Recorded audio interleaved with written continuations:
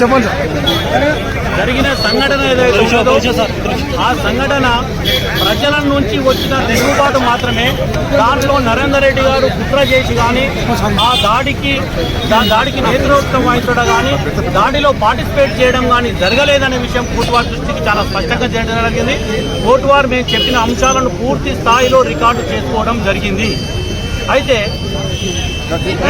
ఇంకొక అంశం ఏంటంటే పోలీసు వాళ్ళు ఒక వ్యక్తిని అరెస్ట్ చేసి రిమాండ్ తీసుకొచ్చిన సందర్భంలో చట్టంలో ఏం ప్రొసీజర్ ఉన్నది, పోలీసు వాళ్ళు ఏ విధమైన చర్యలు తీసుకోవాలి, సుప్రీంకోర్టు గైడ్ లైన్స్ ఏం చెప్తున్నాయి అనే విషయంలో కూడా, అరెస్ట్ కార్డు ఎగ్జిక్యూషన్ విషయంలో కూడా, దగ్గర బంధువులకు ఇంటిమేషన్ ఇచ్చే విషయంలో కూడా పోలీసు వాళ్ళు ఎటువంటి చట్ట ప్రకారమైన చర్యలు తీసుకోలేదు.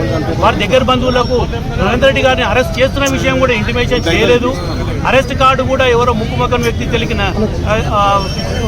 ఇచ్చిండ్రు.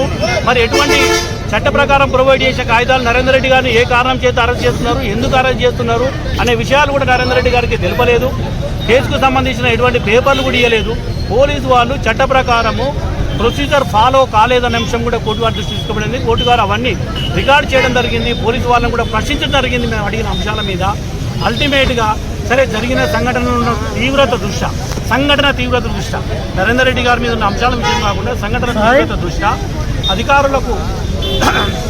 అధికారుల మీద దాడి జరిగిన అంశాన్ని కోర్టు వారు కన్సిడర్ చేసుకుంటారేమో రిమాండ్ను యాక్సెప్ట్ చేయడం జరిగింది.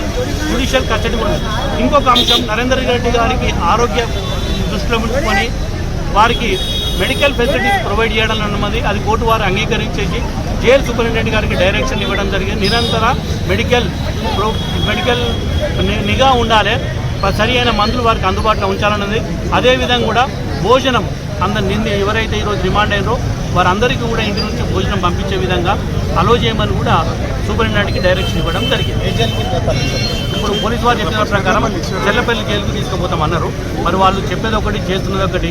చెల్లపల్లి జైలు తీసుకుపోతారా, లేకపోతే పరిగి జైలు తీసుకుపోతారా, సంగారెడ్డి జైలు తీసుకుపోతారా?